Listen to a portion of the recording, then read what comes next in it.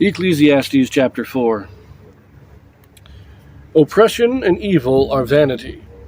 The strength of two is better than one. Better is a poor and wise child than an old and foolish king. So I returned and considered all the oppressions that are done under the sun, and behold, the tears of such as were oppressed, and they had no comforter. And on the side of their oppressors there was power, but they had no comforter.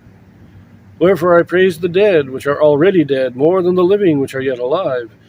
Yet better is he than both they which have not yet been born, which hath not yet been, who hath not seen the evil work that is done under the sun.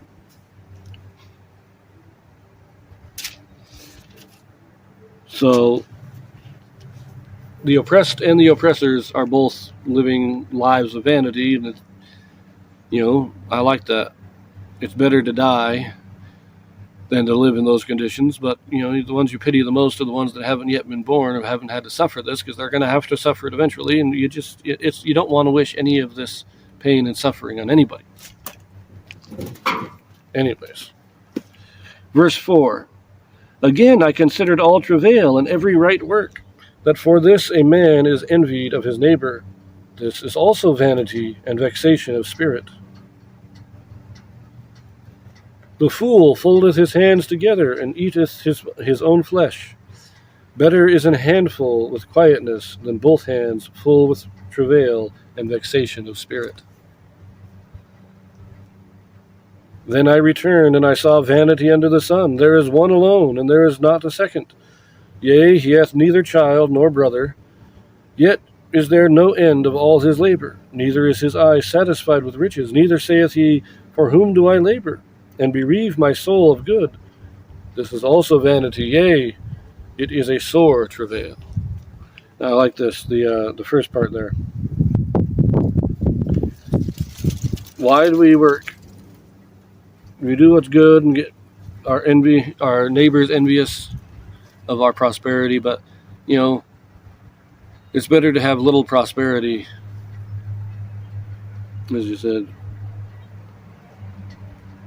Better to have little prosperity and be at peace than to have great prosperity and be constantly anxious. But I like that last one. I met a man basically saying, he's working all the day long. He never stops working, and yet he has no family. There's nobody for him to leave his work to. Nobody for him to leave his wealth to. He's just building up wealth for the sake of building up wealth. How idiotic is that? Verse 9, 2 are better than one, because they have a good reward for their labor. For if they fall, the one will lift up his fellow. But woe to him that is alone when he falleth, for he hath not another to help him up. Again, if two lie together, then they have heat. But how can one be warm alone? And if one prevail against him, two shall withstand him. But a threefold cord is not quickly broken. Better is a poor and a wise child than an old and foolish king, who will no more be admonished. For out of prison he cometh to reign, whereas also he that is born in his kingdom becometh poor.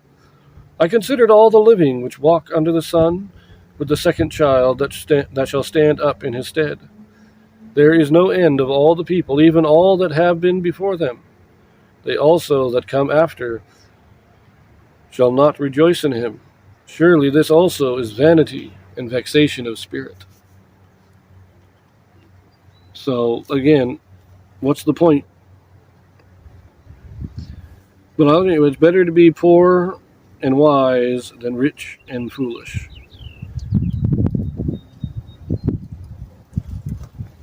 But it doesn't really matter, because, we all die, we all go away, and when the next generations come up, they're going to forget us anyway. It's just all pointless. Like I said in my introduction, this is a very pessimistic outlook, very depressing outlook on life.